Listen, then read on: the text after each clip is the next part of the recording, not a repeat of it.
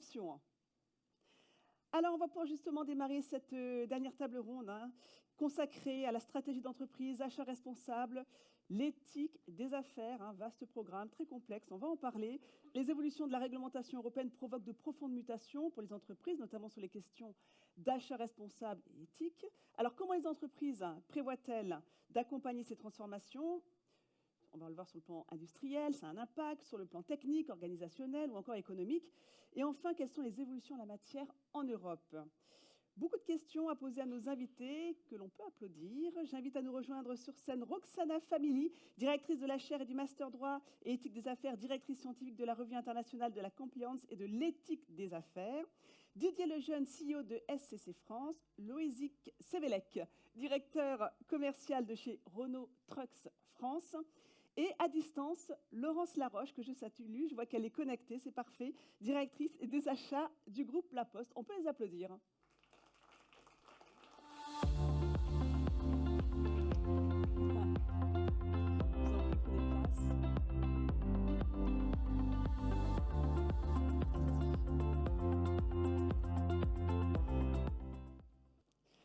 Merci à tous d'être là pour évoquer justement l'éthique des affaires. Et oui, c'est mieux avec un micro, effectivement. Et merci à Madame Laroche d'être avec nous à distance. Ça capte bien, on vous voit bien, c'est parfait. Alors, on va peut-être commencer avec un regard un peu plus juridique, cette table ronde. Avec vous, Roxana Family. Alors, c'est quoi exactement l'éthique des affaires ? Parce que le périmètre est très large, ça ne se limite pas juste à la lutte contre la corruption, mais ça va bien au-delà. Je vous en prie. Oui, merci. Alors, l'éthique des affaires, c'est l'éthique appliquée à un domaine bien précis qui est celui des affaires. On peut dire qu'il s'agit d'un ensemble, on va dire, de principes, de valeurs, de règles qui guident le comportement des acteurs, qui sont donc essentiellement des acteurs économiques, dans la conduite de leurs activités. Moi, je préfère personnellement parler d'organisation, puisque l'éthique s'applique à toutes les activités de toutes les organisations, quel qu'en soit l'objet. Donc, son objectif, c'est vraiment évidemment de promouvoir une conduite responsable et en prenant, en fait, c'est ça qui est intéressant, en prenant en compte l'intérêt aujourd'hui de plus en plus de toutes les personnes qui sont de près ou de loin intéressées ou un lien avec l'activité donc, de cette organisation. Alors, elle s'appuie généralement sur un certain nombre de valeurs, sur un certain nombre de principes que les organisations elles-mêmes déterminent, mais très souvent, c'est la valeur ou le principe de transparence. L'idée, c'est de donner un maximum d'informations, d'éclairer. C'est aussi la valeur d'intégrité qui conduit donc à agir de manière responsable, de manière loyale, avec exemplarité. Ce qui est intéressant, c'est aujourd'hui le mouvement de l'éthique des affaires, parce qu'à l'origine, l'éthique des affaires reposait essentiellement et relevait essentiellement d'une démarche qui était une démarche purement volontaire, des engagements que les organisations, les entreprises prenaient, et ensuite elles essayaient de les expliciter dans des chartes, dans des codes de conduite, codes éthiques. Et ça relevait également d'une démarche parfois d'autorégulation, donc soit de l'organisation de l'entité elle-même, soit du secteur. Donc un certain nombre de secteurs avaient des codes communs qui étaient développés pour toutes les entités qui relevaient du secteur. Ce qui est intéressant aujourd'hui, c'est que cette éthique des affaires, depuis maintenant quelques décennies, on va dire 20-30 ans, a été relayée par des instruments internationaux, ce que l'on appelle la soft law. Donc ce sont des instruments qui sont de droit souple, c'est-à-dire n'ont pas de valeur juridique contraignante, mais leur valeur découle de ce que ce sont des instruments qui sont négociés par des États, par des entreprises qui sont de plus en plus associées évidemment à cette démarche, et par la place. On peut penser par exemple au principe des Nations Unies relatif aux entreprises et aux droits de l'homme, au pacte mondial, et puis encore aux EDD qui ont été cités ce matin. Alors, ce mouvement, depuis maintenant quelques années et récemment, a été relayé aussi par le droit dit rigide, donc ce droit contraignant des règles et un processus normatif, et on aura peut-être l'occasion d'en parler un peu plus tard, un processus normatif qui finalement aujourd'hui est assez foisonnant, c'est-à-dire beaucoup de lois, beaucoup de réglementations. Peut-être dire un mot quand même sur l'impact de la réglementation européenne. Oui, on va bien parler sûr, on peut. Sur justement les achats responsables et Oui, éthiques, parce que oui, ça a oui, un tout à impact. fait. Et après, on aura des exemples très concrets de comment cela est, voilà, est mis en place, intégré dans les différentes entreprises présentes Je ici. vais donner quelques exemples, parce que sinon on y passerait Oui, quelques exemples de manière la concise. soirée à énumérer. Mais c'est vrai qu'aujourd'hui, si vous voulez, ce mouvement donc, de contraignant, donc ces règles contraignantes, est très souvent arrivé avec une approche par les risques. Mais qui a déjà se demandé dès le départ une certaine intégrité dans la conduite des affaires. On peut vraiment citer peut-être toutes les lois déjà anticorruption qui sont intervenues depuis un certain nombre d'années. Donc la loi américaine qui elle-même maintenant est assez ancienne puisqu'elle remonte à 1977, mais ensuite la loi britannique, la loi française Sapin 2, et puis aujourd'hui un projet de directive européenne sur la lutte contre la corruption. On verra ce qu'il en sera plus tard. Mais en tout cas, par exemple, rien que sur le sujet de la lutte contre la corruption, cette approche par les risques a supposé de la part des entreprises, évidemment, de s'assurer que la fonction achat, bien entendu, est en conformité avec les exigences, puisque très souvent, évidemment, c'est au sein de la fonction achat qu'on peut détecter un certain nombre de risques qui sont effectivement des risques qui peuvent conduire, dont le risque de corruption. Alors après, en matière, par exemple, aujourd'hui, d'obligations qui obligent finalement les entreprises, les règles qui obligent les entreprises à ne pas simplement s'intéresser à ce qui se passe en interne au sein de leurs activités, mais s'intéresser également à leurs parties prenantes et donc à toute leur chaîne de valeur. On a eu un certain nombre de législations qui sont intervenues. Par exemple, la première législation a été la législation britannique, the Modern Slavery Act, qui en fait souhaitait s'assurer, suite au drame de Rana Plaza, que les entreprises vérifient ou s'assurent encore de l'intégrité de leur chaîne de valeur pour ce qui est de leurs fournisseurs, pour ce qui est de leurs sous-traitants. Et puis ensuite sont venues des lois plus contraignantes.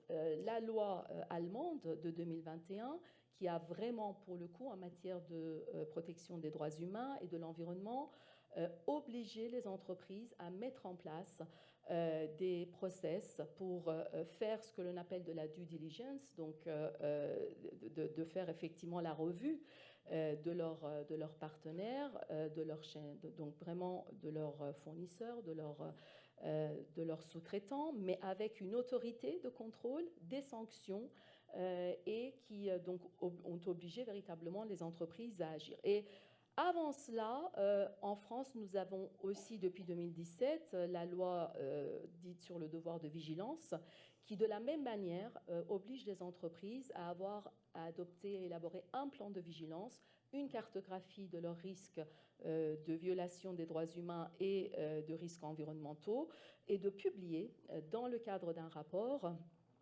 ces documents. Alors il n'y a pas encore aujourd'hui de contrainte, c'est-à-dire il n'y a pas de sanction, mais la sanction est en réalité assez spécifique aussi et qui a donné lieu déjà à beaucoup de discussions et à un certain nombre de décisions. C'est que toutes les associations peuvent parfaitement, à partir du moment où elles ont intérêt à agir, demander à une entreprise de se conformer à cette obligation et dans l'hypothèse où elle trouverait que l'entreprise ne serait pas suffisamment en conformité ou que ne communiquerait pas suffisamment dans le détail, eh bien, elles peuvent parfaitement saisir le juge. Ouais, et donc, c'est par là qu'on a vu arriver, avec 3 décisions déjà, début de décision importante la semaine dernière, la création à la Cour d'appel de Paris d'une chambre spécialisée qui va désormais traiter de toute la délinquance économique financière complexe, qui va donc également inclure les sujets de corruption, les sujets de vigilance, entre autres, et donc un début de contentieux qui naît. Et puis, alors très très récemment, donc ces initiatives qui sont des initiatives locales ont été relayées à l'échelle régionale, donc pour nous à l'échelle de l'Union européenne, puisque cette année on a vu apparaître, finaliser, on va dire, deux directives importantes. Donc la directive CSRD, qui est cette fameuse directive de reporting, qui va être un reporting qu'on veut harmoniser, qui porte évidemment sur une évaluation extra-financière avec une obligation de certification. Donc il va y avoir maintenant toute une nouvelle, pas en tout cas des professions, mais en tout cas de certificateurs. Donc beaucoup de professions sont en train de se mettre en ordre de marche. Et puis avec des autorités aussi qui vont pouvoir, bien entendu, superviser avec des sanctions, cette fois-ci, qui sont des sanctions importantes. Et puis, la directive CS3D, donc des Corporate Social Due Diligence Directive, voilà, donc c'est en fait notre loi de vigilance française et allemande améliorée et à l'échelle de l'Union européenne, qui va également donc contraindre les entreprises à avoir une démarche responsable dans leur chaîne de valeur, faire la revue donc de leurs fournisseurs et de leurs sous-traitants, avec dans chaque État membre une autorité qui va devoir être désignée, qui va pouvoir effectivement procéder à des contrôles et sanctionner en cas de manquement. Je pourrais aussi vous citer à la marge, mais il est important aussi le réglementation sur la déforestation. Mais ce qu'on a bien compris, c'est que pour la fonction achat, ça devient Alors, un vrai sujet, exactement, des affaires, qu'il faut adopter un certain nombre de mécanismes pour vérifier que sa chaîne de valeur est parfaitement intègre. On le verra avec nos invités, quand en plus on fait appel à des sous-traitants d'entreprises, pas forcément dans l'Europe, avec parfois des législations différentes, ça complexifie les choses. Alors justement, on va parler de tout ça, de la mise en place de stratégies qui sont importantes et anticiper les éventuelles responsabilités. On va en parler avec vous. Déjà, Laurence Laroche, vous êtes à distance, la connexion est parfaite, on va en profiter. Vous êtes directrice des achats du groupe La Poste. Donc La Poste, c'est une société à mission avec des engagements forts. Alors peut-être déjà rapidement, nous raconter de quelle façon l'achat responsable contribue aux missions de La Poste, avant de revenir sur des exemples très concrets de ce que vous avez mis en place. Alors effectivement, bonjour à tous et à toutes. Effectivement, je suis à distance, je ne pouvais pas me rendre à Bordeaux aujourd'hui, mais voilà. Je suis en tout cas contente de pouvoir intervenir. Et c'est vrai que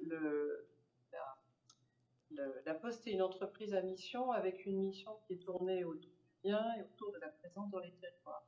Et donc la direction des achats contribue à tous les actes du plan stratégique de la Poste, qui sont la satisfaction client, l'engagement social et environnemental, son pacte social et la culture managériale, et puis la digitalisation et la l'innovation. Et donc dans ces quatre compartiments, nous participons à la mission de la Poste. Et j'irai au point même que nous sommes la semaine dernière, je suis allée présenter toute la politique achat responsable et les actions concrètes que nous faisions au comité de mission de la Poste.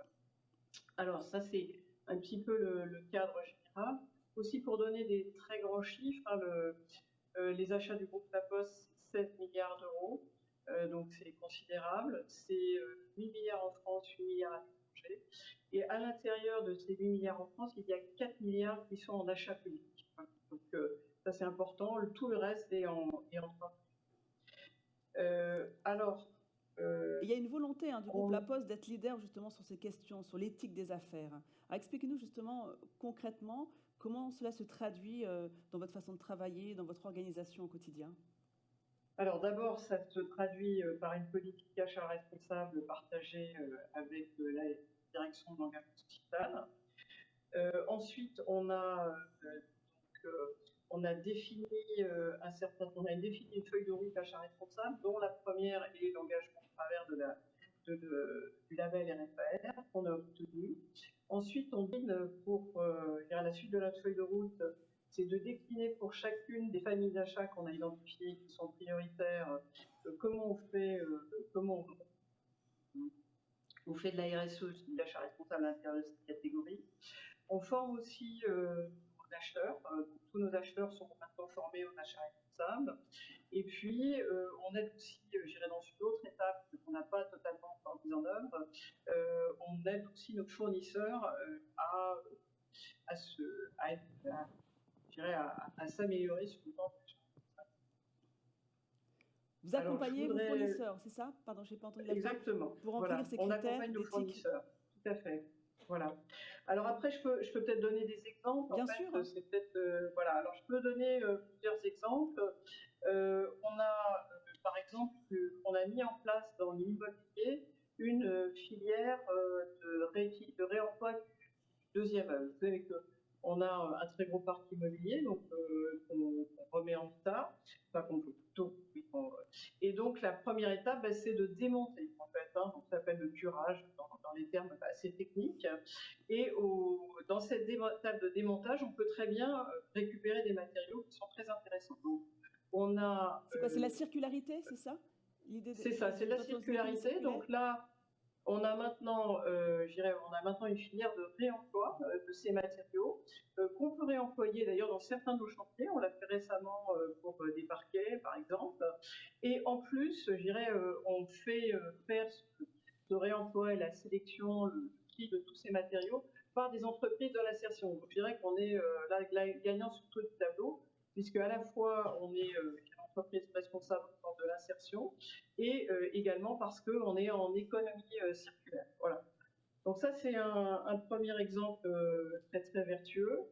Alors il y a un autre exemple que je peux citer qui c'est toute la décarbonation de flotte. Vous savez que vous savez pas, mais on a la première flotte électrique mondiale avec 29 000 véhicules.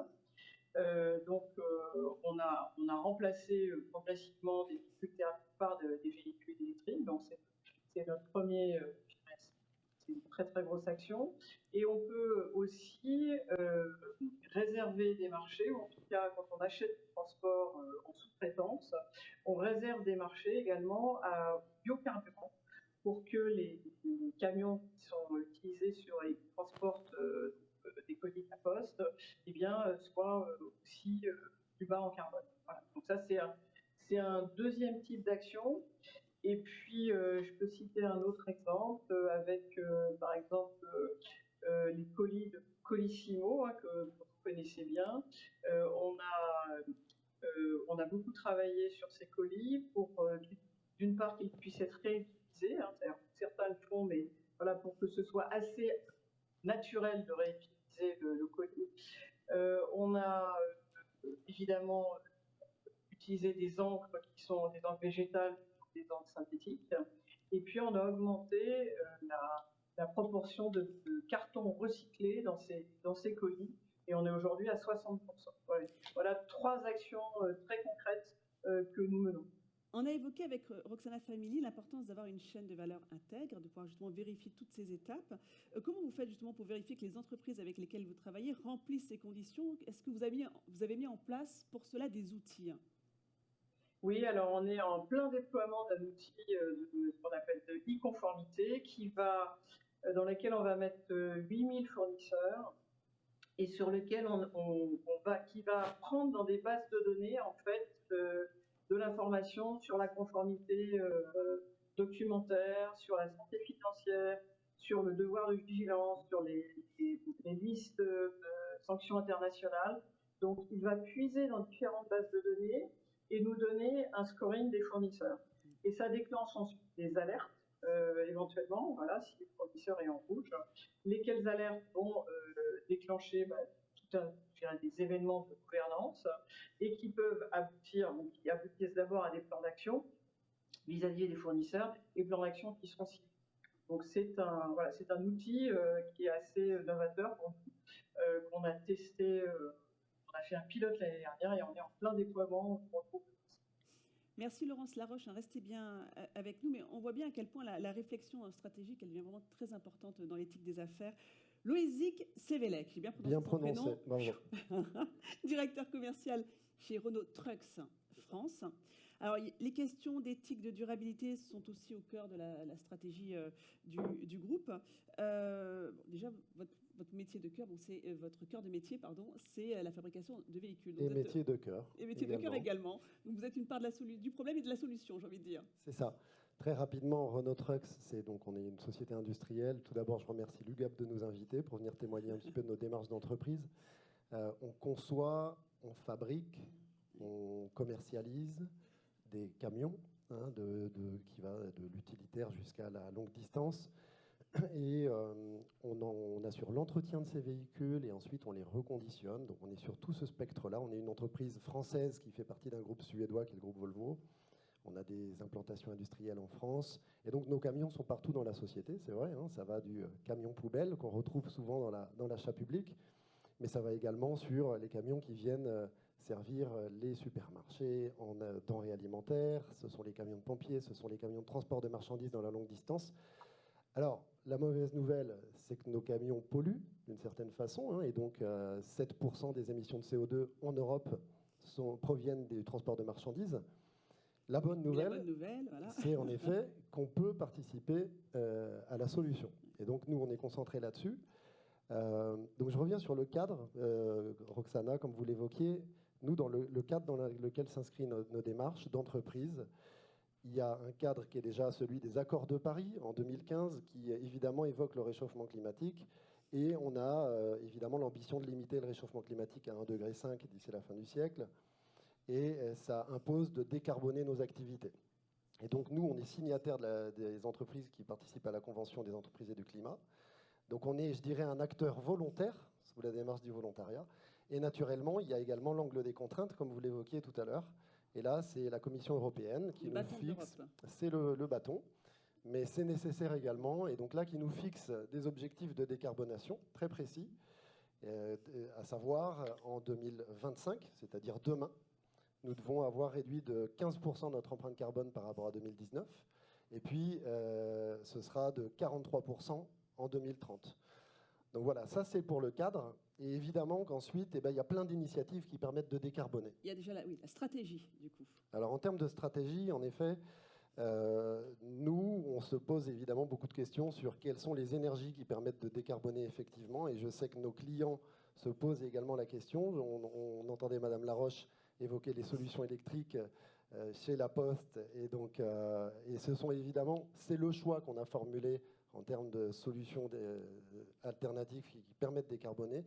Je sais que les collectivités, les municipalités, les métropoles se posent elles-mêmes beaucoup de questions entre le gaz, les carburants de synthèse, les biocarburants, l'hydrogène et l'électrique. Et voilà, donc nous, notre stratégie, c'est de répondre à un mix énergétique. Et on a donc plusieurs solutions qui permettent de répondre à ces objectifs. Mais l'enjeu, c'est bien de décarboner et donc de proposer des camions qui permettent de contribuer à ces enjeux de décarbonation. À quoi comme horizon? Quel objectif pour Alors, en effet, comme je le disais, jalons dès l'année prochaine avec 15% de baisse d'empreinte carbone. Et pour faire simple, d'ici à 2040, toutes nos ventes de camions doivent être décarbonées, de telle sorte qu'à horizon 2050, tout le parc circulant de camions soit lui-même décarboné en partant de l'hypothèse qu'un véhicule peut avoir une durée de vie jusqu'à 10 ans. C'est ce qui est généralement le cas des bennes à ordures ménagères. Alors, on a évoqué l'empreinte carbone avec vous, Madame Laroche, avec vous également. Décarboner, en même temps, l'indicateur d'empreinte carbone n'est pas complètement fiable encore aujourd'hui. Donc, quand tout n'est pas mesurable, comment fait-on, Roxana Family? Ça complexifie là aussi les choses. Hein. Oui, alors le fait est que tout n'est pas mesurable. Ouais. Et tout n'est pas immédiatement mesurable. Donc il y a effectivement le facteur temps qui va beaucoup aider. Cela étant, aujourd'hui, on commence à avoir des référentiels sur lesquels on va pouvoir se reposer, notamment quand je pense en termes de reporting. Si on voit la mise en application, donc, par exemple, de la directive 3 CSRD, donc il y a des référentiels qui sont aujourd'hui proposés par les FRAG, mais aussi par l'ISBB. Donc on va pouvoir aussi s'appuyer sur un certain nombre de normes qui vont permettre aux entreprises de mesurer leurs actions. Néanmoins, c'est effectivement année après année, étape après étape. Et parfois, effectivement, la question est de savoir comment à la fois être capable de répondre à l'exercice du reporting avec toutes les exigences qui sont aujourd'hui donc qui pèsent sur les entreprises, et aussi aux objectifs qui sont fixés, 15%, et puis après 20%, et puis après, voilà. Donc, c'est ça qui est difficile aujourd'hui, et ce n'est pas du jour au lendemain que ça va pouvoir se faire. Ça sera vraiment année après année, étape après étape. Pour l'instant, vraiment, on n'en est qu'au début, entre des engagements qui sont pris par des entreprises elles-mêmes, tantôt parce qu'elles sont des entreprises à mission, tantôt parce qu'effectivement, elles sont dans un secteur d'activité qui, de toute façon, les expose aux objectifs de décarbonisation. Et puis ensuite, ces contraintes, et il va falloir arriver à trouver... en fait, je pense que plus ça va, plus... moi, ma vision, c'est qu'il faut s'engager, mais bien, plutôt que s'engager à beaucoup de choses et être complètement éparpillé, parce que derrière, il y a les obligations et le fait qu'il faut rendre des comptes. Ouais. Rendre des comptes non seulement aux régulateurs, rendre des comptes à vos clients qui sont en attente, à vos parties prenantes qui sont en attente. Et donc, du coup, et tout n'est pas mesurable non plus. Mais ce n'est pas grave, mais toutes les actions peuvent être explicitées, peuvent être expliquées de manière à comprendre la trajectoire dans laquelle l'entreprise s'inscrit. Mais il vaut mieux y aller progressivement, doucement, mais étape par étape, voilà, et sûrement. Étape par étape. Alors, Didier Lejeune, vous êtes CEO de SCC France. Alors, présentez-nous justement votre cœur de métier, pour qu'on puisse bien comprendre après l'importance de l'éthique des affaires également dans votre façon de travailler chez SCC. Tout à fait. Donc SCC France est une société qui intervient dans le domaine de l'IT, qui fait des services d'infrastructure, qui fait de la distribution de matériel, de logiciels, qui fait du financement, qui fait y compris aussi du recyclage de produits informatiques selon une norme des 3E. Donc ça, c'est très important justement par rapport à ce qu'on vient de se dire. Donc c'est une société qui pèse 2,8 milliards de chiffre d'affaires en France, 2500 salariés. Et en indirect, InFrance dit qu'on crée 15 000 emplois indirects en France. Donc je voudrais tout d'abord vous remercier l'UGAP qui nous a invités et remercier les clients également présents dans la salle, puisque nous opérons énormément dans le secteur public. Ça représente à peu près 65%. Laurence Laroche vous fait un coucou également, oui, à distance. La Poste est aussi un très grand client. Donc 65%. Et encore, nous, on met la Poste dans le secteur privé. Voilà. Ce qui est sacrilège. Vous êtes engagé dans ce processus éthique. Et en plus, j'ai appris qu'avec l'IA, on allait pouvoir répondre à beaucoup plus d'appels d'offres, beaucoup plus efficaces. Et donc, nous allons encore gagner des parts de marché. Revenons à l'éthique des affaires. Voilà, revenons à l'éthique des affaires. Donc nous, c'est quelque chose qui est ancré culturellement dans le groupe. Tout d'abord, nous sommes un groupe d'origine britannique. Donc comme vous l'avez dit, avec le Brevery Act, c'est vraiment ancré depuis 20 ans dans notre culture. Nous sommes en plus un groupe familial où l'éthique est extrêmement importante. Et nous avons vraiment décidé en France de mettre la RSE au cœur de notre stratégie. Donc nous avons créé des sociétés il y a plus de 10 ans qui sont des entreprises aidées qui emploient des personnes en situation de handicap. Et donc nous sommes, comme je disais, très présents sur des grands comptes, sur le secteur public. Donc on se doit d'être irréprochable. Et donc on a mis en place une cartographie des risques de façon classique. Nous avons formé l'ensemble de nos salariés.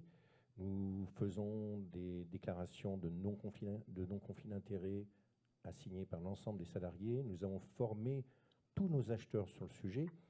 Et la particularité également, c'est que nous achetons à peu près 2,5 milliards d'IT, donc on est aussi acheteurs, et on gère des milliers de fournisseurs. Des milliers de fournisseurs qui sont souvent d'ailleurs des éditeurs de logiciels. Et là-dedans, vous avez des toutes petites sociétés. Vous avez des start-up, des petites sociétés françaises ou étrangères. Et donc, notre rôle également, c'est de les éduquer sur le RSE, de les éduquer sur ces besoins de conformité. Et donc, nous avons mis en place des sites, des formations spécifiques Nous avons fait ça sur le top 250 de nos fournisseurs dans un premier temps. Nous avons mis en place des questionnaires et comme la Poste, nous avons également accès à des bases de données qui nous permettent de noter ces fournisseurs. Et nous allons continuer dans cette démarche d'amélioration continue. Mais la tâche est vaste. La tâche est vaste très, et vous très avez vaste. décidé, vous, de l'intégrer à l'entreprise. Voilà, pour moi, ça fait vraiment partie de notre stratégie parce que c'est un facteur absolument différenciant, je pense, aujourd'hui et dans le futur, pour les entreprises françaises et pour le secteur public, d'avoir un partenaire qui est capable justement, un agrégateur qui est capable d'animer tout ce marché, de créer cette dynamique, d'aider, comme vous le disiez, c'est extrêmement complexe à suivre, d'aider ces sociétés aussi à se développer sur le marché français. Elles n'ont pas souvent, elles ont une idée, elles ont un produit génial, mais elles n'ont pas de structure, elles n'ont pas de contrôle. Donc, je pense qu'on a un rôle important pour les aider à se développer sur le marché français, pour nos clients, pour amener une nouvelle solution, amener l'innovation. Et je pense que c'est clé. On parlait de l'IA, mais il y a d'autres secteurs où l'innovation est absolument clé. Et d'ailleurs, on a fait un certain nombre de projets absolument novateurs avec des sociétés qui proposaient des solutions intelligentes, d'IA, par exemple sur des parts de feu. Et justement, on est dans le 33 ici, sur le CD33, pour aider, on a eu beaucoup d'incendies de forêt, aider les SDIS à mettre en place des solutions aidant à identifier des départs de feu beaucoup plus en amont.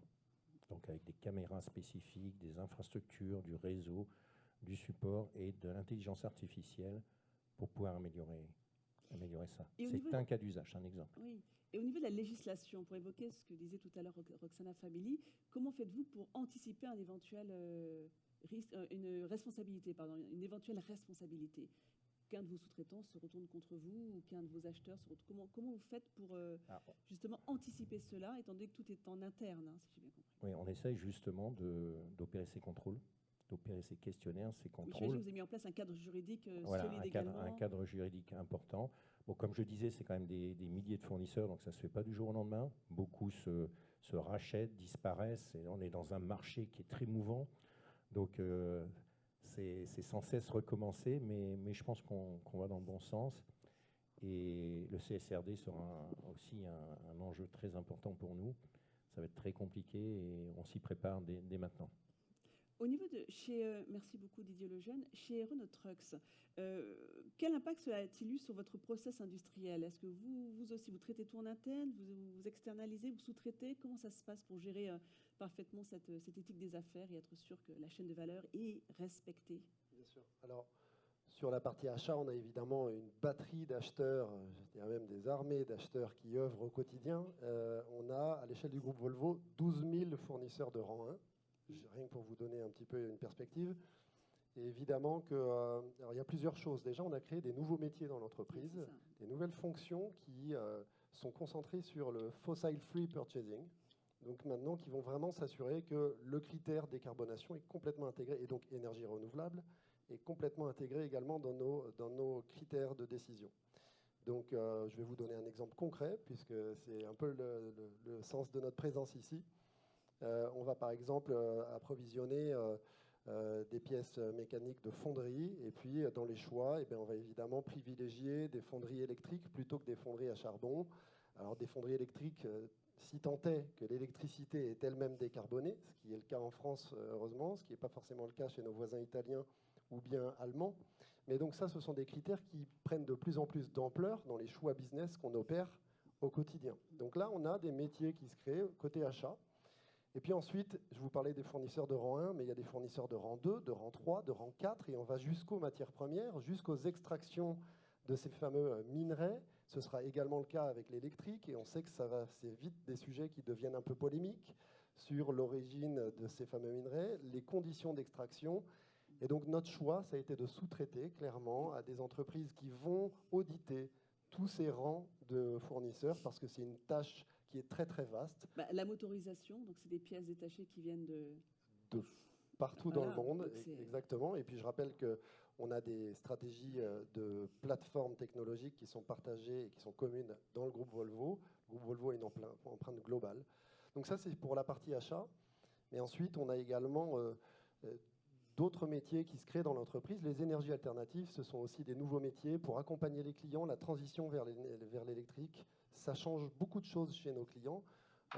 Et donc, on n'est plus à vendre 7 tonnes de ferraille, comme on dit traditionnellement.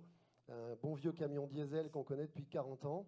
Aujourd'hui, passer à l'électrique, ça veut dire regarder l'installation électrique, regarder les bornes de recharge, repenser l'exploitation des véhicules, et je suis certain que Madame Laroche pourra le commenter à l'échelle de la Poste. Et donc, ça implique qu'il y ait des évolutions également dans nos métiers, dans les fonctions. Et puis, je termine juste sur une chose. On a également la circularité, on l'a évoqué.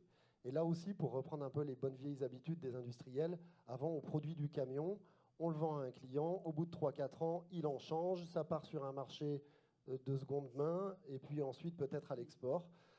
Alors là, on a eu, je dirais, vous savez qu'il y a eu une pénurie de composants dans l'automobile, au sens large, et donc ça nous a amené à explorer des pistes qu'on avait déjà imaginées avec la circularité, et donc qui permettent de reconditionner les véhicules. Et donc au bout de 3-4 ans, au lieu que finalement le véhicule nous soit restitué par le client ou bien que lui-même s'en défasse, il revient à l'usine et on lui redonne une jeunesse. On va changer le volant, on va changer les assises de siège, on va revisiter la chaîne cinématique, réinjecter des nouveaux logiciels et softwares qui les remettent au goût du jour. Et avec tout ça, on a des véhicules qui repartent pour une seconde vie. Donc finalement, tout industriel que nous sommes, malgré tout, l'un des enjeux, c'est aussi produire moins. Et c'est aussi ça aussi dans notre stratégie d'entreprise, une certaine forme de sobriété. De bon sens. Exactement, aussi. Et de proposer ces solutions à nos clients. Ouais. Alors justement, Laurence Laroche, vous êtes d'accord avec ce que vient de dire Loïsig sur cette transformation qui ne s'opère pas que sur le produit, mais également sur les hommes et les femmes qui travaillent à la Poste, ces nouveaux métiers qui se mettent en place, ces nouveaux services?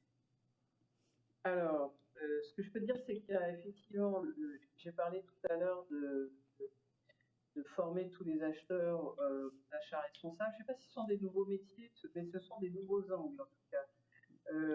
Donc, on a formé tous nos acheteurs à l'achat responsable. On est aussi en train de le faire sur la conformité. Hein, c'est un point très important. Et de la même façon, on a formé, on a formé tous nos acheteurs à la conformité. Mais je ne sais pas si je vous suivrai sur le fait que ce sont des nouveaux métiers. Je pense que ce sont des métiers qui évoluent considérablement. Et Roxana Family, on comprend bien, donc là, en écoutant ces différents témoignages, l'importance de la stratégie, l'importance de changer d'un point de vue industriel, organisationnel. Donc pour toutes ces entreprises, il faut être capable justement d'anticiper un maximum, en fait, à tout niveau. Oui, c'est presque... complètement. On voit bien qu'il y a des modèles très différents. En fait, ce qui est à mon sens encore intéressant, c'est que pour l'instant, même lorsque c'est contraignant, on fixe des objectifs. Néanmoins, les acteurs ont le choix des moyens. Et tant qu'on a cette marge de manœuvre, il faut vraiment s'en saisir pour pouvoir, à l'échelle de l'entreprise, sa stratégie, sa vision, son passé, pouvoir effectivement adapter et adopter des solutions qui sont les meilleures. Donc, ça passe par je vais y arriver, voilà, pour certains. L'externalisation, mais ça passe aussi par entreprise à mission qui va devoir donc effectivement gérer tout ceci avec un objectif aussi principal qu'elle s'est fixé. Ensuite, la deuxième chose, c'est que très souvent on parle d'entreprise, on parle de secteur privé. En revanche, ce n'est absolument pas un sujet du secteur privé, c'est vraiment un sujet pour tout opérateur économique aujourd'hui. Et ça, d'ailleurs, c'est l'occasion pour moi de remercier UGAP et Guillaume Malespine qui m'ont invité à cette manifestation, parce qu'on en parle très, très régulièrement ensemble. En fait, ce qui est intéressant aujourd'hui, c'est qu'il y a vraiment un changement d'attitude. Pourquoi ?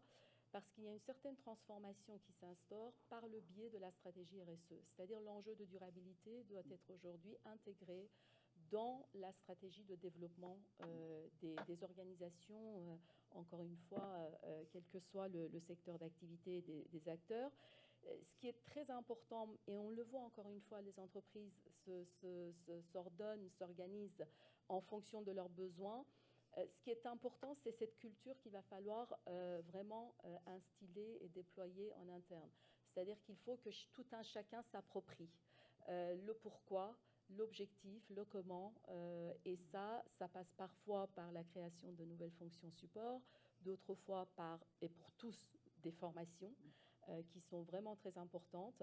Et surtout aussi, ce qu'on dit toujours, c'est l'incarnation de ces sujets par le top management. Donc, c'est effectivement à toutes les échelles, on va dire, de l'organisation que ça doit se manifester. En revanche, ce qui est très important, c'est qu'on ne peut pas, au regard des objectifs que le législateur nous fixe, être au rendez-vous si on ne fait que basculer sur les partenaires les responsabilités. Oui.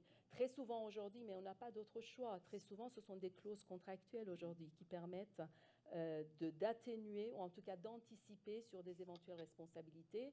Donc ce sont les clauses, alors on les appelle clauses éthiques, clauses RSE, clauses anticorruption, peu importe, il y a beaucoup d'appellations qui sont données selon le contenu, mais ça a ses limites.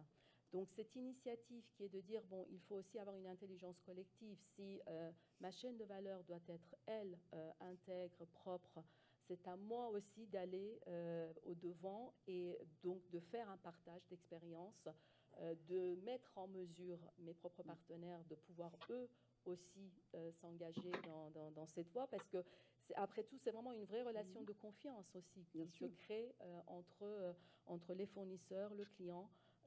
Et je pense que c'est aussi très intéressant de voir ce changement, cette transformation culturelle qui est en train de se mettre en place. Et la fonction achat est vraiment au cœur de ça, parce que c'est la fonction peut-être la plus impactante quand on réfléchit en termes de RSE. Merci beaucoup, Roxana Family. Il reste 4 minutes. S'il y a des questions, aussi bien sur l'écran ou dans la salle, on va pouvoir les prendre. Des dernières questions. Et je vais voir si la lumière peut se tamiser. Ah, on voit vos visages. Est-ce qu'il y a des questions dans la salle? On peut faire circuler un micro. N'hésitez pas. Quelques questions à poser à nos différents intervenants. Je crois que je ne sais pas s'il y a des questions au niveau du online. Si on devait résumer tout ça, en suivant vos derniers propos, Roxana Family, on dirait que finalement, sans approche stratégique, on risque de ne pas être au rendez-vous. Je pense que là, on a peut-être des chefs d'entreprise qui peuvent peut-être confirmer ou infirmer, mais c'est mon constat. Oui. Voilà. Didier Lejeune. C'est, comme je vous le disais, c'est clairement au cœur de notre stratégie. C'est d'ailleurs la raison pour laquelle on a été choisi par Paris 2024 pour fournir toute l'IT des jeux, puisque ces jeux se veulent responsables. Donc on a trouvé des solutions de financement originales. On va reprendre le matériel, le recommercialiser auprès de nos clients dans le cadre de leurs obligations de la loi AGEC. Donc c'est un exemple, je pense, assez parlant que c'est vraiment dans notre stratégie, quoi. Merci beaucoup, Louisic. Sévélec, un dernier mot pour conclure. Après, Madame Laroche, bien évidemment, à distance. Tout a été dit. Je crois que c'est vraiment, si je devais résumer, nous, ce qui nous anime, c'est effectivement ces enjeux de transformation, à quelque niveau qu'ils s'opèrent dans l'entreprise. Et on parle beaucoup de perform and transform chez nous. Donc, il faut qu'on soit performant dans nos activités traditionnelles aussi, pour être en mesure de financer les nouveaux modèles qui sont en train de se développer. Et donc, on a été dans ce perform and transform, et on est même maintenant, on parle du perform and transform to perform. Ben oui, parce que c'est l'idée. C'est vraiment l'enjeu de gouvernance de tous ces sujets qui est très important. Oui. Laurence Laroche, un dernier mot, même à distance. Oui, ben effectivement, pour illustrer la façon dont tous ces sujets de responsabilité sociétale sont intégrés, sont stratégiques en fait, ça représente dans les objectifs et les parts variables de tout l'encadrement de la Poste entre 25 et 30%. Donc je dis bien tout, ça commence au COMEX et ça descend, je dirais, sur tous ceux qui ont une part variable. Et donc bien évidemment, ça s'applique aux achats. Voilà, mais je pense que ça montre aussi combien l'engagement est important. Merci. Merci beaucoup à tous les quatre. On peut les applaudir d'avoir participé à cette dernière table ronde. Merci beaucoup. Je vous invite à redescendre tranquillement et puis on va se retrouver dans quelques instants pour conclure ensemble cette belle rencontre. Option. Alors, on va pouvoir justement démarrer cette dernière table ronde consacrée à la stratégie d'entreprise, achat responsable, l'éthique des affaires, un vaste programme très complexe, on va en parler. Les évolutions de la réglementation européenne provoquent de profondes mutations pour les entreprises, notamment sur les questions d'achat responsable et éthique. Alors, comment les entreprises prévoient-elles d'accompagner ces transformations? On va le voir sur le plan industriel, ça a un impact sur le plan technique, organisationnel ou encore économique. Et enfin, quelles sont les évolutions en la matière en Europe? Beaucoup de questions à poser à nos invités, que l'on peut applaudir. J'invite à nous rejoindre sur scène Roxana Family, directrice de la chaire et du master droit et éthique des affaires, directrice scientifique de la revue internationale de la compliance et de l'éthique des affaires.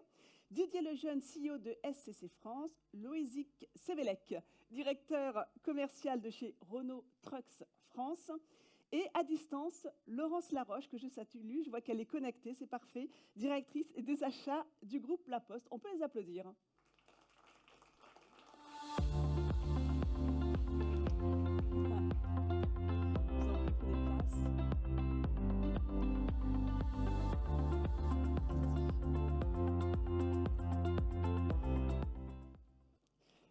Merci à tous d'être là pour évoquer justement l'éthique des affaires. Et oui, c'est mieux avec un micro, effectivement. Et merci à Madame Laroche d'être avec nous à distance. Ça capte bien, on vous voit bien, c'est parfait. Alors, on va peut-être commencer avec un regard un peu plus juridique, cette table ronde. Avec vous, Roxana Family. Alors, c'est quoi exactement l'éthique des affaires? Parce que le périmètre est très large, ça ne se limite pas juste à la lutte contre la corruption, mais ça va bien au-delà. Je vous en prie. Oui, merci. Alors, l'éthique des affaires, c'est l'éthique appliquée à un domaine bien précis qui est celui des affaires. On peut dire qu'il s'agit d'un ensemble, on va dire, de principes, de valeurs, de règles qui guident le comportement des acteurs, qui sont donc essentiellement des acteurs économiques, dans la conduite de leurs activités. Moi, je préfère personnellement parler d'organisation, puisque l'éthique s'applique à toutes les activités de toutes les organisations, quel qu'en soit l'objet. Donc, son objectif, c'est vraiment évidemment de promouvoir une conduite responsable et en prenant, en fait, c'est ça qui est intéressant, en prenant en compte l'intérêt aujourd'hui de plus en plus de toutes les personnes qui sont de près ou de loin intéressées ou un lien avec l'activité donc, de cette organisation. Alors, elle s'appuie généralement sur un certain nombre de valeurs, sur un certain nombre de principes que les organisations elles-mêmes déterminent, mais très souvent, c'est la valeur ou le principe de transparence. L'idée, c'est de donner un maximum d'informations, d'éclairer. C'est aussi la valeur d'intégrité qui conduit donc à agir de manière responsable, de manière loyale, avec exemplarité. Ce qui est intéressant, c'est aujourd'hui le mouvement de l'éthique des affaires, parce qu'à l'origine, l'éthique des affaires reposait essentiellement et relevait essentiellement d'une démarche qui était une démarche purement volontaire, des engagements que les organisations, les entreprises prenaient, et ensuite elles essayaient de les expliciter dans des chartes, dans des codes de conduite, codes éthiques. Et ça relevait également d'une démarche parfois d'autorégulation, donc soit de l'organisation de l'entité elle-même, soit du secteur. Donc un certain nombre de secteurs avaient des codes communs qui étaient développés pour toutes les entités qui relevaient du secteur. Ce qui est intéressant aujourd'hui, c'est que cette éthique des affaires, depuis maintenant quelques décennies, on va dire 20-30 ans, a été relayée par des instruments internationaux, ce que l'on appelle la soft law. Donc ce sont des instruments qui sont de droit souple, c'est-à-dire n'ont pas de valeur juridique contraignante, mais leur valeur découle de ce que ce sont des instruments qui sont négociés par des États, par des entreprises qui sont de plus en plus associées évidemment à cette démarche, et par la place. On peut penser par exemple au principe des Nations Unies relatif aux entreprises et aux droits de l'homme, au pacte mondial, et puis encore aux EDD qui ont été cités ce matin. Alors, ce mouvement, depuis maintenant quelques années et récemment, a été relayé aussi par le droit dit rigide, donc ce droit contraignant des règles et un processus normatif, et on aura peut-être l'occasion d'en parler un peu plus tard, un processus normatif qui finalement aujourd'hui est assez foisonnant, c'est-à-dire beaucoup de lois, beaucoup de réglementations. Peut-être dire un mot quand même sur l'impact de la réglementation européenne. Oui, bien sûr, on peut. Sur justement les achats responsables et éthiques, parce que ça a un impact. Et après, on aura des exemples très concrets de comment cela est, voilà, est mis en place, intégré dans les différentes entreprises présentes Je ici. vais donner quelques exemples, parce que sinon on y passerait oui, quelques exemples la soirée à énumérer. Mais c'est vrai qu'aujourd'hui, si vous voulez, ce mouvement donc, de contraignant, donc ces règles contraignantes, est très souvent arrivé avec une approche par les risques. Mais qui a déjà se demandé dès le départ une certaine intégrité dans la conduite des affaires. On peut vraiment citer peut-être toutes les lois déjà anticorruption qui sont intervenues depuis un certain nombre d'années. Donc la loi américaine qui elle-même maintenant est assez ancienne puisqu'elle remonte à 1977, mais ensuite la loi britannique, la loi française Sapin II, et puis aujourd'hui un projet de directive européenne sur la lutte contre la corruption. On verra ce qu'il en sera plus tard. Mais en tout cas, par exemple, rien que sur le sujet de la lutte contre la corruption, cette approche par les risques a supposé de la part des entreprises, évidemment, de s'assurer que la fonction achat, bien entendu, est en conformité avec les exigences, puisque très souvent, évidemment, c'est au sein de la fonction achat qu'on peut détecter un certain nombre de risques qui sont effectivement des risques qui peuvent conduire, donc, dont le risque de corruption. Alors après, en matière, par exemple, aujourd'hui, d'obligations qui obligent finalement les entreprises, les règles qui obligent les entreprises à ne pas simplement s'intéresser à ce qui se passe en interne au sein de leurs activités, mais s'intéresser également à leurs parties prenantes et donc à toute leur chaîne de valeur. On a eu un certain nombre de législations qui sont intervenues. Par exemple, la première législation a été la législation britannique, the Modern Slavery Act, qui en fait souhaitait s'assurer, suite au drame de Rana Plaza, que les entreprises vérifient ou s'assurent encore de l'intégrité de leur chaîne de valeur pour ce qui est de leurs fournisseurs, pour ce qui est de leurs sous-traitants. Et puis ensuite sont venues des lois plus contraignantes. La loi allemande de 2021, qui a vraiment, pour le coup, en matière de protection des droits humains et de l'environnement, obligé les entreprises à mettre en place des process pour faire ce que l'on appelle de la due diligence, donc de faire effectivement la revue de leurs partenaires, de leur chaîne, donc vraiment de leurs fournisseurs, de leurs sous-traitants, mais avec une autorité de contrôle, des sanctions, et qui donc ont obligé véritablement les entreprises à agir. Et avant cela, en France, nous avons aussi depuis 2017 la loi dite sur le devoir de vigilance, qui de la même manière oblige les entreprises à adopter et élaborer un plan de vigilance, une cartographie de leurs risques de violation des droits humains et de risques environnementaux, et de publier dans le cadre d'un rapport ces documents. Alors il n'y a pas encore aujourd'hui de contraintes, c'est-à-dire il n'y a pas de sanction, mais la sanction est en réalité assez spécifique aussi et qui a donné lieu déjà à beaucoup de discussions et à un certain nombre de décisions.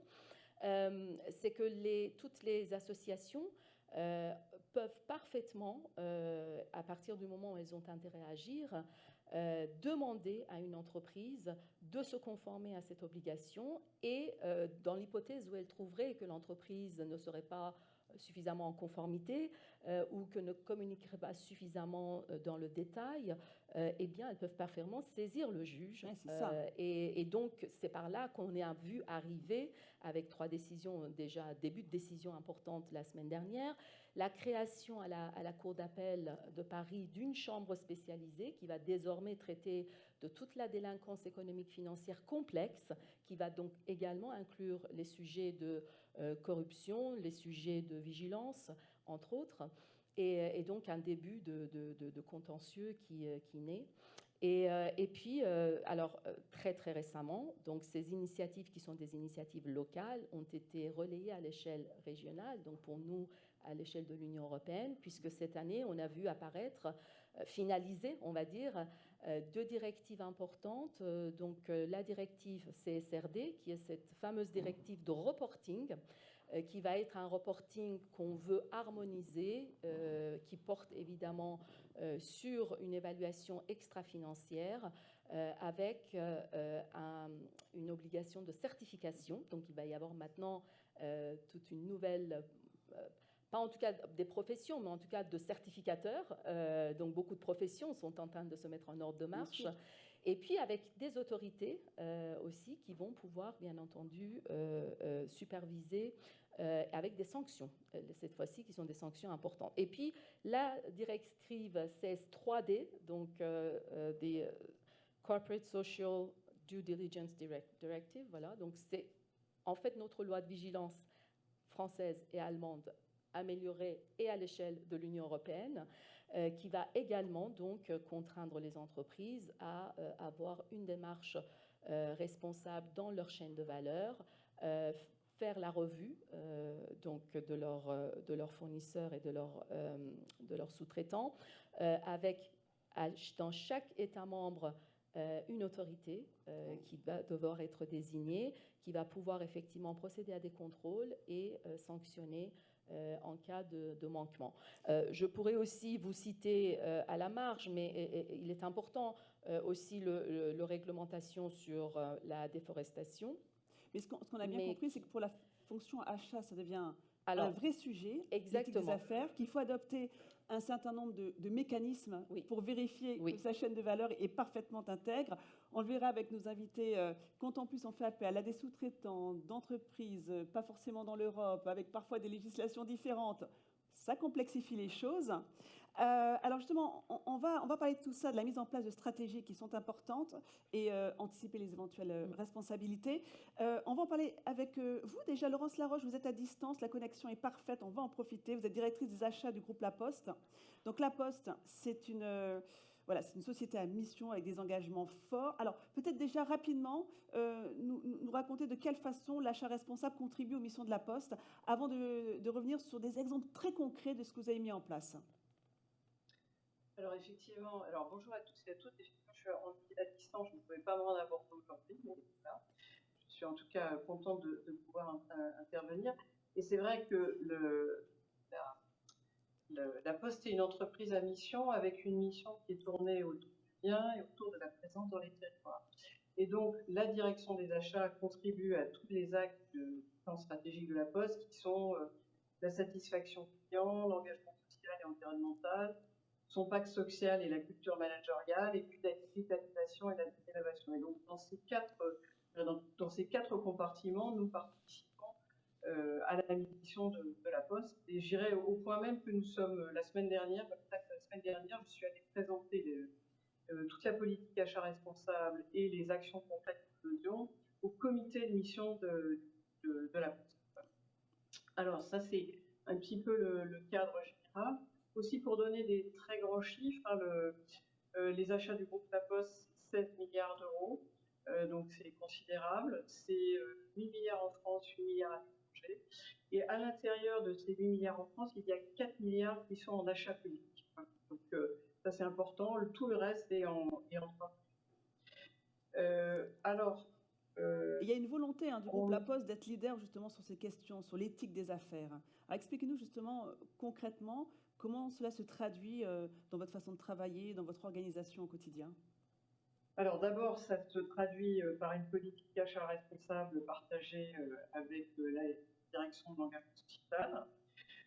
Ensuite, on a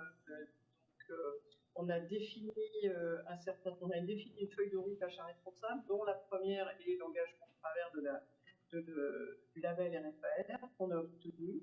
Ensuite, on décline pour la suite de notre feuille de route, c'est de décliner pour chacune des familles d'achats qu'on a identifiées qui sont prioritaires, comment on fait de la RSE, l'achat responsable à l'intérieur de cette catégorie. On forme aussi nos acheteurs. Tous nos acheteurs sont maintenant formés au achat responsable. Et puis, on aide aussi, dans une autre étape qu'on n'a pas totalement encore mise en œuvre, on aide aussi nos fournisseurs à s'améliorer sur le plan d'achat. Vous accompagnez vos fournisseurs, c'est ça? Pardon, je n'ai pas entendu la fin. Exactement. Pour remplir ces critères. On accompagne nos fournisseurs, tout à fait. Voilà. Alors après, je peux peut-être donner des exemples. Bien sûr. C'est peut-être voilà. Alors je peux donner plusieurs exemples. On a par exemple, on a mis en place dans l'immobilier une filière de réemploi du deuxième œuvre. Vous savez qu'on a un très gros parc immobilier, donc qu'on remet en état, enfin qu'on peut plutôt. Et donc la première étape, c'est de démonter en fait. Donc ça s'appelle le curage dans les termes assez techniques. Et dans cette étape de démontage, on peut très bien récupérer des matériaux qui sont très intéressants. Donc, on a. C'est quoi? C'est la circularité, c'est ça?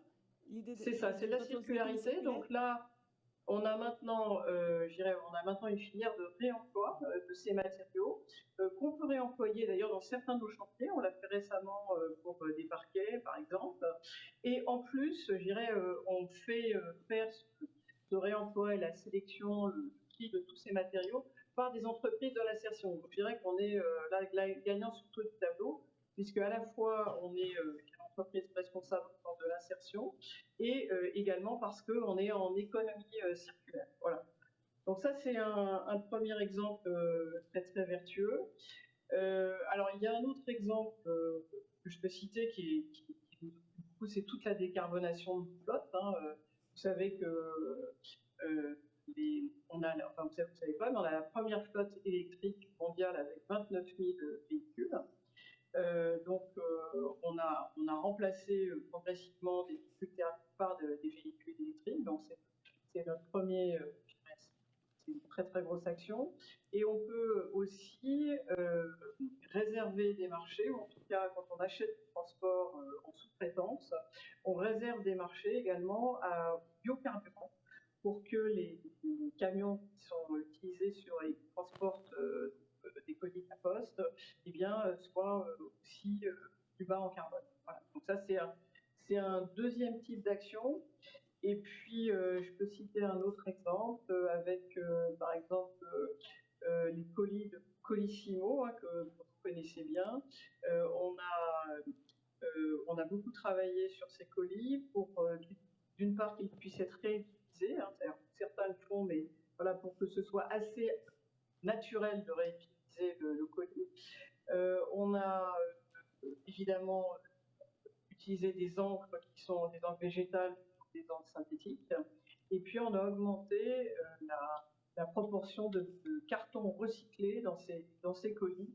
Et on est aujourd'hui à 60%.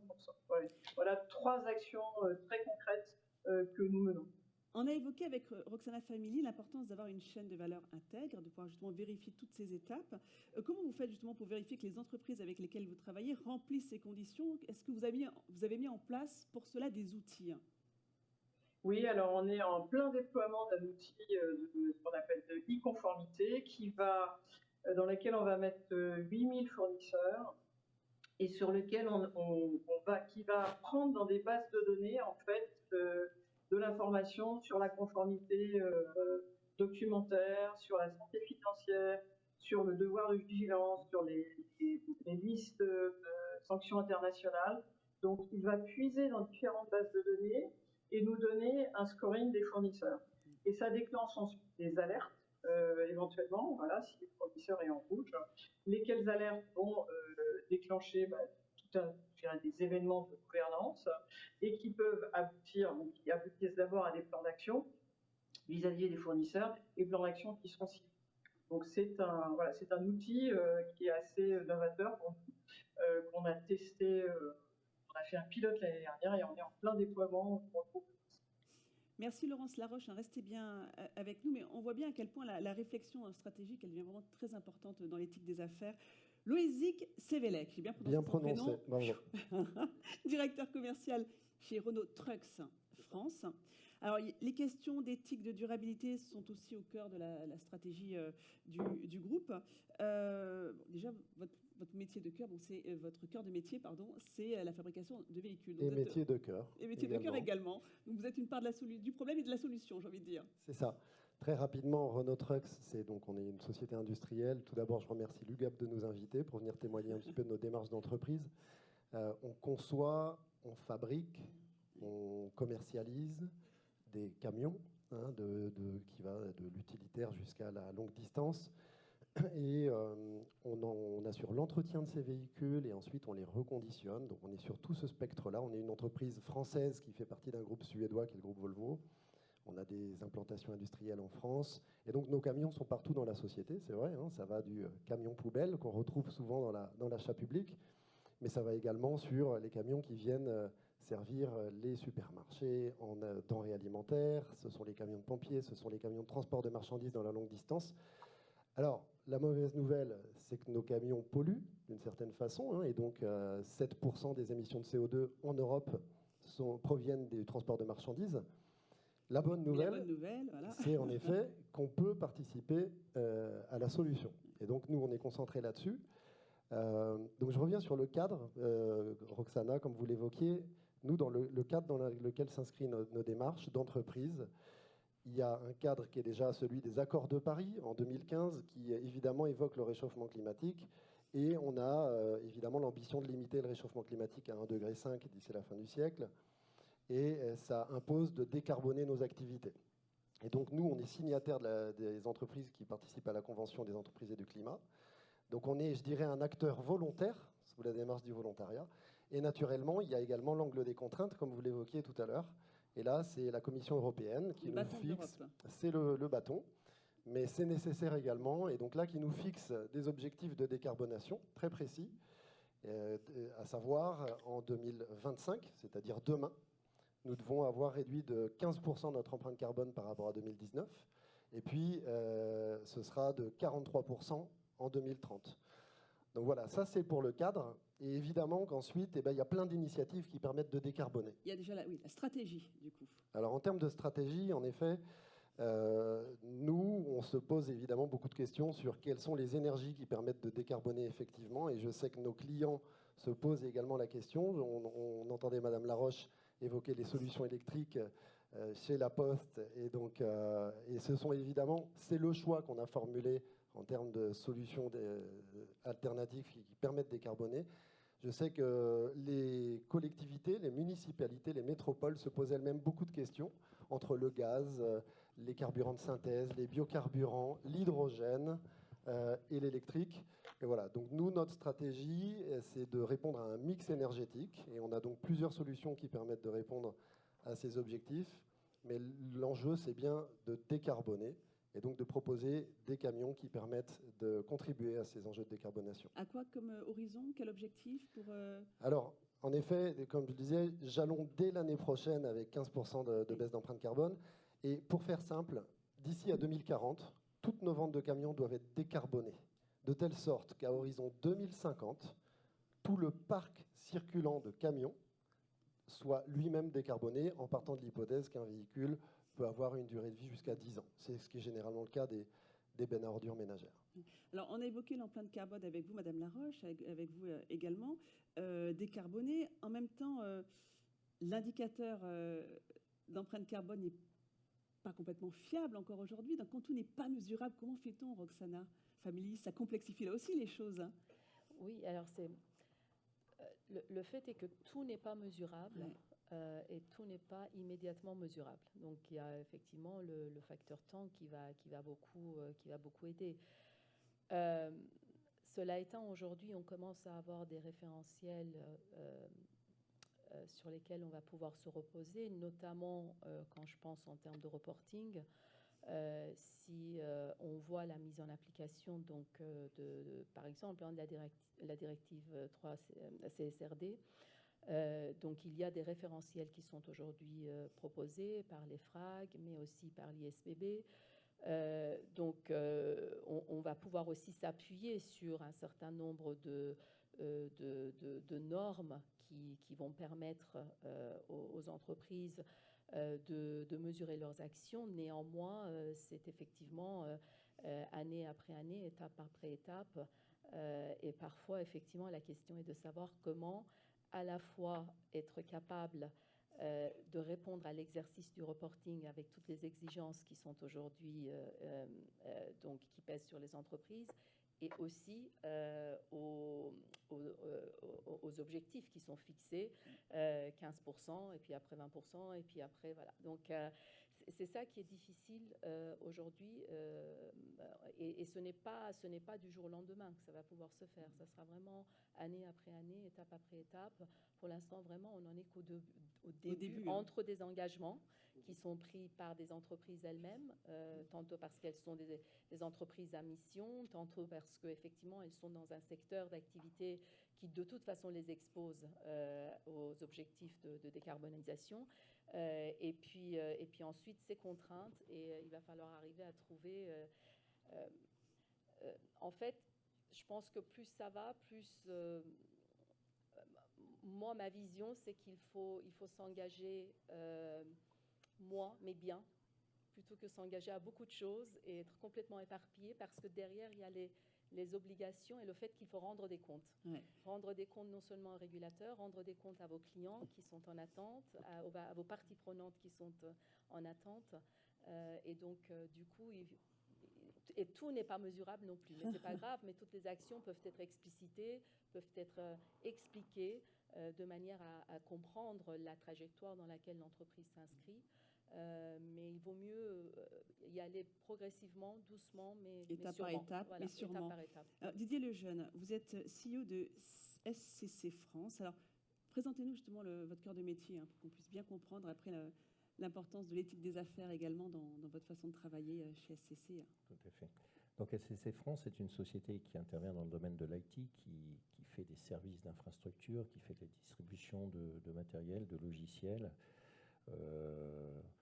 qui fait du financement, qui fait y compris aussi du recyclage de produits informatiques selon une norme des 3E. Donc ça, c'est très important justement par rapport à ce qu'on vient de se dire. Donc c'est une société qui pèse 2,8 milliards de chiffre d'affaires en France, 2500 salariés. Et en indirect, InFrance dit qu'on crée 15 000 emplois indirects en France.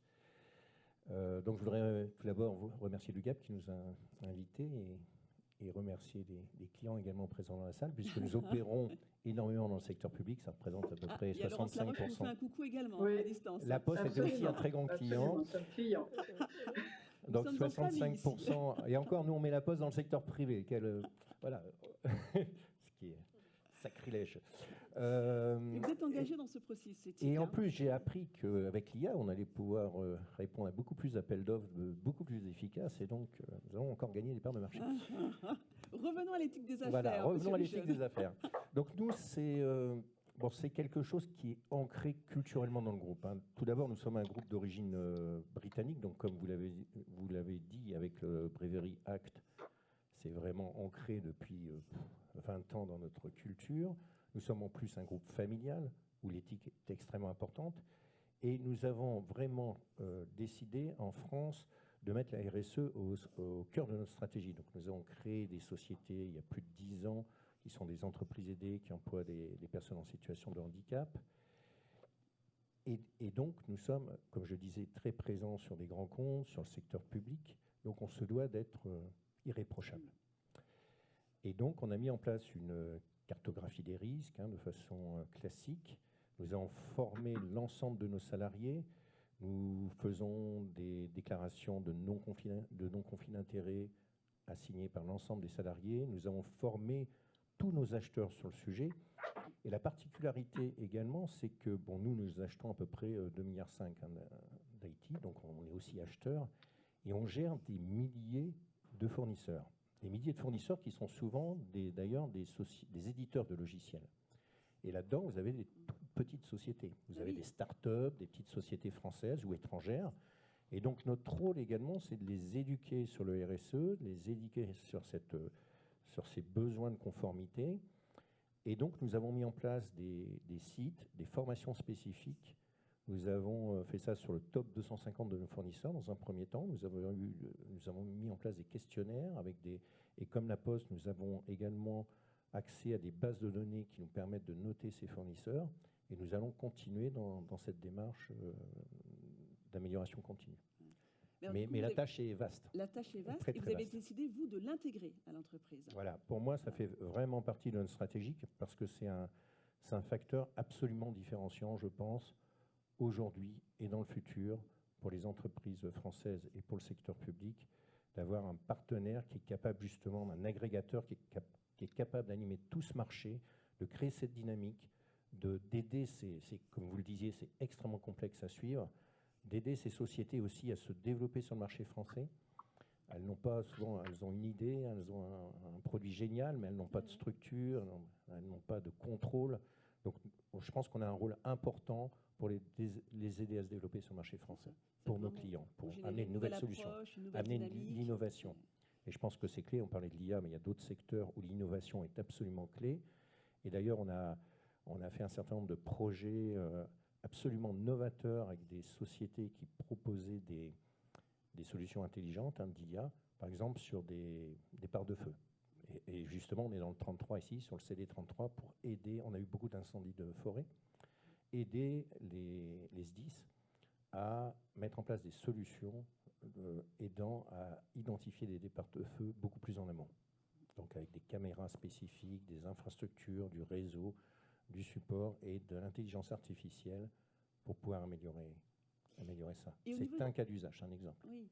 Et au niveau de la législation, pour évoquer ce que disait tout à l'heure Roxana Family, comment faites-vous pour anticiper un éventuel une éventuelle responsabilité qu'un de vos sous-traitants se retourne contre vous ou qu'un de vos acheteurs se retourne. Comment vous faites pour justement anticiper cela, étant donné que tout est en interne, si j'ai bien compris? Oui, on essaye justement d'opérer ces contrôles, d'opérer ces questionnaires, ces contrôles. Vous avez mis en place un cadre juridique solide également. Un cadre juridique important. Bon, comme je disais, c'est quand même des milliers de fournisseurs, donc ça ne se fait pas du jour au lendemain. Beaucoup se rachètent, disparaissent, et on est dans un marché qui est très mouvant.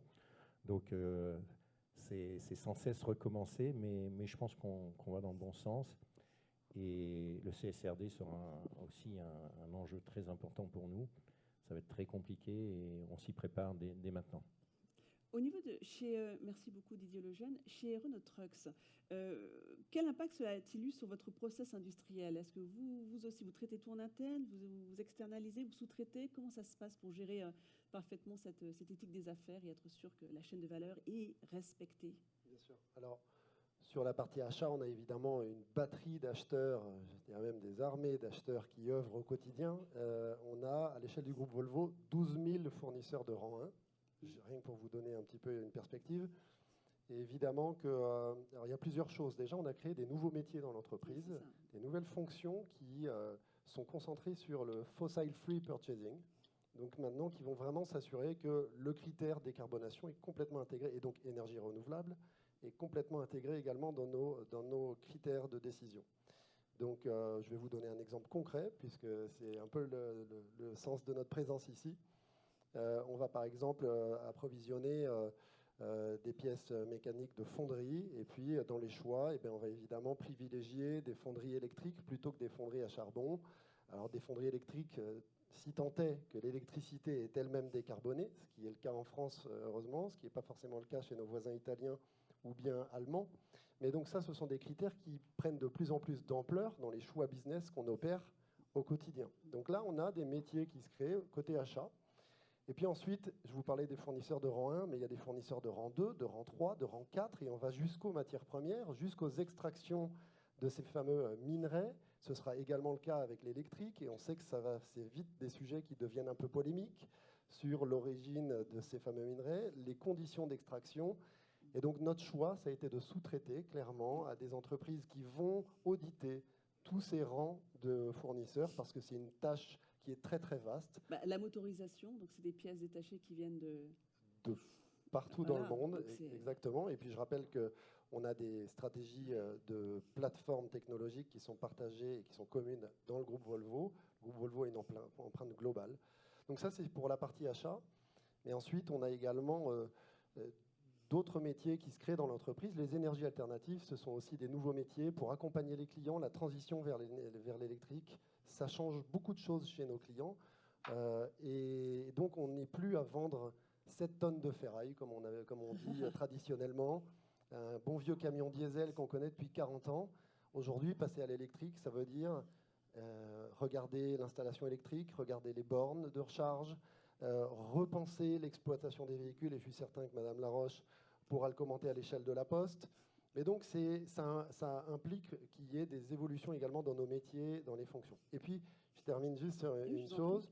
On a également la circularité, on l'a évoqué. Et là aussi, pour reprendre un peu les bonnes vieilles habitudes des industriels, avant, on produit du camion, on le vend à un client, au bout de 3-4 ans, il en change, ça part sur un marché de seconde main, et puis ensuite peut-être à l'export. Alors là, on a eu, je dirais, vous savez qu'il y a eu une pénurie de composants dans l'automobile, au sens large, et donc ça nous a amené à explorer des pistes qu'on avait déjà imaginées avec la circularité, et donc qui permettent de reconditionner les véhicules. Et donc au bout de 3-4 ans, au lieu que finalement le véhicule nous soit restitué par le client ou bien que lui-même s'en défasse, il revient à l'usine et on lui redonne une jeunesse. On va changer le volant, on va changer les assises de siège, on va revisiter la chaîne cinématique, réinjecter des nouveaux logiciels et softwares qui les remettent au goût du jour. Et avec tout ça, on a des véhicules qui repartent pour une seconde vie. Donc finalement, tout industriel que nous sommes, malgré tout, l'un des enjeux, c'est aussi produire moins. Et c'est aussi, ça aussi, dans notre stratégie d'entreprise, une certaine forme de sobriété. De bon sens. Exactement, aussi. Et de proposer ces solutions à nos clients. Alors justement, Laurence Laroche, vous êtes d'accord avec ce que vient de dire Loïsig sur cette transformation qui ne s'opère pas que sur le produit, mais également sur les hommes et les femmes qui travaillent à la Poste, ces nouveaux métiers qui se mettent en place, ces nouveaux services? Alors, ce que je peux dire, c'est qu'il y a effectivement, j'ai parlé tout à l'heure de former tous les acheteurs d'achat responsable. Je ne sais pas si ce sont des nouveaux métiers, mais ce sont des nouveaux angles en tout cas. Donc, on a formé tous nos acheteurs à l'achat responsable. On est aussi en train de le faire sur la conformité. Hein, c'est un point très important. Et de la même façon, on a formé, on a formé tous nos acheteurs à la conformité. Mais je ne sais pas si je vous suivrai sur le fait que ce sont des nouveaux métiers. Je pense que ce sont des métiers qui évoluent considérablement. Et Roxana Family, on comprend bien, donc là, en écoutant ces différents témoignages, l'importance de la stratégie, l'importance de changer d'un point de vue industriel, organisationnel. Donc pour toutes ces entreprises, il faut être capable justement d'anticiper un maximum, en fait, à tout niveau. Oui, c'est presque... complètement. On voit bien qu'il y a des modèles très différents. En fait, ce qui est à mon sens encore intéressant, c'est que pour l'instant, même lorsque c'est contraignant, on fixe des objectifs. Néanmoins, les acteurs ont le choix des moyens. Et tant qu'on a cette marge de manœuvre, il faut vraiment s'en saisir pour pouvoir, à l'échelle de l'entreprise, sa stratégie, sa vision, son passé, pouvoir effectivement adapter et adopter des solutions qui sont les meilleures. Donc, ça passe par je vais y arriver, voilà, pour certains. L'externalisation, mais ça passe aussi par entreprise à mission qui va devoir donc effectivement gérer tout ceci avec un objectif aussi principal qu'elle s'est fixé. Ensuite, la deuxième chose, c'est que très souvent, on parle d'entreprise, on parle de secteur privé. En revanche, ce n'est absolument pas un sujet du secteur privé. C'est vraiment un sujet pour tout opérateur économique aujourd'hui. Et ça, d'ailleurs, c'est l'occasion pour moi de remercier UGAP et Guillaume Malespine qui m'ont invité à cette manifestation parce qu'on en parle très, très régulièrement ensemble. En fait, ce qui est intéressant aujourd'hui, c'est qu'il y a vraiment un changement d'attitude. Pourquoi ? Parce qu'il y a une certaine transformation qui s'instaure par le biais de la stratégie RSE. C'est-à-dire l'enjeu de durabilité doit être aujourd'hui intégré dans la stratégie de développement des organisations, encore une fois, quel que soit le secteur d'activité des acteurs. Ce qui est très important, et on le voit encore une fois, les entreprises s'ordonnent, s'organisent en fonction de leurs besoins. Ce qui est important, c'est cette culture qu'il va falloir vraiment instiller et déployer en interne. C'est-à-dire qu'il faut que tout un chacun s'approprie le pourquoi, l'objectif, le comment, et ça passe parfois par la création de nouvelles fonctions support, d'autres fois et pour tous, des formations qui sont vraiment très importantes. Et surtout aussi, ce qu'on dit toujours, c'est l'incarnation de ces sujets par le top management. Donc, c'est effectivement à toutes les échelles, on va dire, de l'organisation que ça doit se manifester. En revanche, ce qui est très important, c'est qu'on ne peut pas, au regard des objectifs que le législateur nous fixe, être au rendez-vous si on ne fait que basculer sur les partenaires les responsabilités. Oui. Très souvent aujourd'hui, mais on n'a pas d'autre choix, très souvent ce sont des clauses contractuelles aujourd'hui qui permettent d'atténuer ou en tout cas d'anticiper sur des éventuelles responsabilités.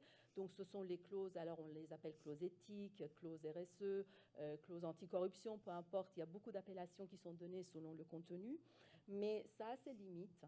Donc cette initiative qui est de dire, bon, il faut aussi avoir une intelligence collective, si ma chaîne de valeur doit être, elle, intègre, propre, c'est à moi aussi d'aller au-devant et donc de faire un partage d'expérience, de mettre en mesure mes propres partenaires de pouvoir eux aussi s'engager dans cette voie, parce que après tout, c'est vraiment une vraie relation de confiance aussi qui se crée entre les fournisseurs, le client.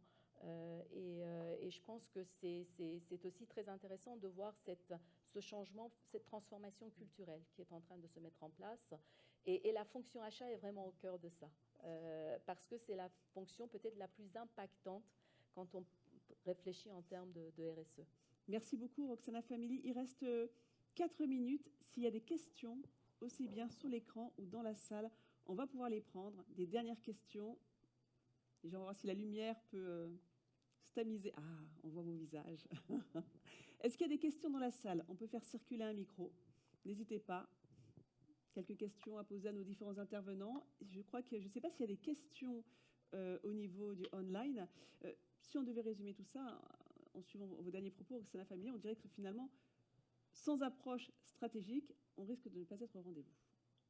Tout simplement. Là, on a peut-être des chefs d'entreprise qui peuvent peut-être confirmer ou infirmer, mais c'est mon constat. Oui. Voilà. Didier Lejeune. Comme je vous le disais, c'est clairement au cœur de notre stratégie. C'est d'ailleurs la raison pour laquelle on a été choisi par Paris 2024 pour fournir toute l'IT des jeux, puisque ces jeux se veulent responsables. Donc on a trouvé des solutions de financement originales. On va reprendre le matériel, le recommercialiser auprès de nos clients dans le cadre de leurs obligations de la loi AGEC. Donc c'est un exemple, je pense, assez parlant que c'est vraiment dans notre stratégie, quoi. Merci beaucoup. Louisic Sévélec, un dernier mot pour conclure. Après, Madame Laroche, bien évidemment, à distance. Tout a été dit. Je crois que c'est vraiment, si je devais résumer, ce qui nous anime, c'est effectivement ces enjeux de transformation, à quelque niveau qu'ils s'opèrent dans l'entreprise. Et on parle beaucoup de perform and transform chez nous. Donc, il faut qu'on soit performant dans nos activités traditionnelles aussi, pour être en mesure de financer les nouveaux modèles qui sont en train de se développer. Et donc, on a été dans ce perform and transform, et on est même maintenant, on parle du perform and transform to perform. Ben oui, parce que c'est l'idée. C'est vraiment l'enjeu de gouvernance de tous ces sujets qui est très important. Oui. Laurence Laroche, un dernier mot, même à distance. Oui, effectivement, pour illustrer la façon dont tous ces sujets de responsabilité sociétale sont intégrés, sont stratégiques en fait, ça représente dans les objectifs et les parts variables de tout l'encadrement de la Poste entre 25 et 30%. Donc je dis bien tout, ça commence au COMEX et ça descend, je dirais, sur tous ceux qui ont une part variable. Et donc bien évidemment, ça s'applique aux achats. Voilà. Mais je pense que ça montre aussi combien l'engagement est important. Merci. Merci beaucoup à tous les quatre. On peut les applaudir d'avoir participé à cette dernière table ronde. Merci beaucoup. Je vous invite à redescendre tranquillement et puis on va se retrouver dans quelques instants pour conclure ensemble cette belle rencontre.